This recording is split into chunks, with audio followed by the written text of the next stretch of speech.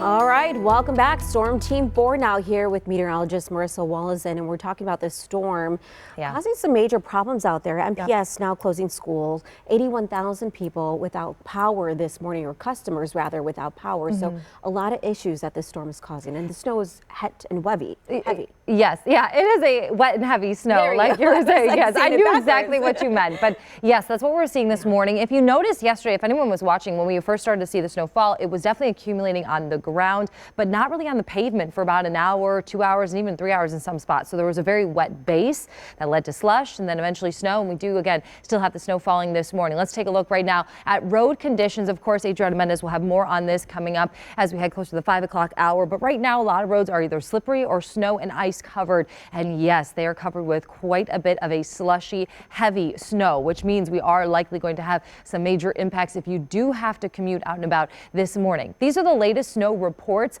Most places have picked up at least about 5 inches. I will say, though, with all of these reports, these came in between about 1 a.m. and 1:30. So we've already gone about 3 hours longer now. So these totals will continue to go up. Twin Lakes the most as of right now at about 8 inches of some snow. The snow is continuing to fall. It's impacting visibility, reduced visibility to less than a mile in the city of Milwaukee. Same thing in Racine, and also reduced visibility down to a mile in KENOSHA, and up towards Fond du Lac, Sheboygan, you're also less than a mile of visibility. Thankfully, the winds really aren't that strong, but they're still out of the east at about 10 miles per hour, few gusts near 15 miles per hour. So there may be some blowing snow, but thankfully for the most part, we're not dealing with that. But here's a live look over the city of Racine right now. Hard to see as we continue to have more and more snowfall, but we do have snow on the roadway right now. Currently, it is 34 degrees here. So yes, you can have snow even if it's not 32 degrees. It just kind of makes it melt a bit, and that's what leads to more of the slushy conditions like we are seeing right on the road surfaces. In westbound, we are looking at 31 degrees right now. Winds are again out of the northeast at about 7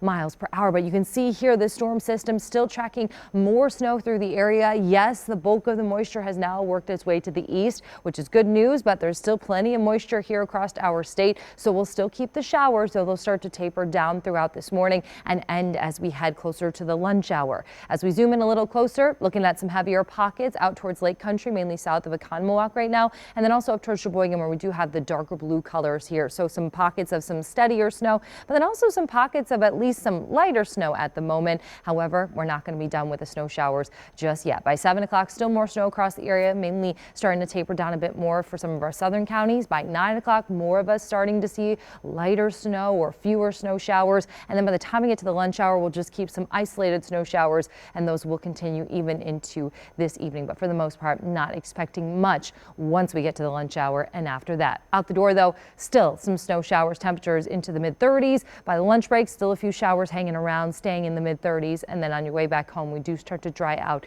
with cloudy skies continuing as we move into tonight. As we get into this weekend, we are looking at a few flurries lingering into tomorrow, no accumulation, but Sunday now, that storm system likely to bring us at least 1 to 3 inches of snow across the area, and that will likely impact very early Sunday morning. A few more flurries as you head back to work there on Monday.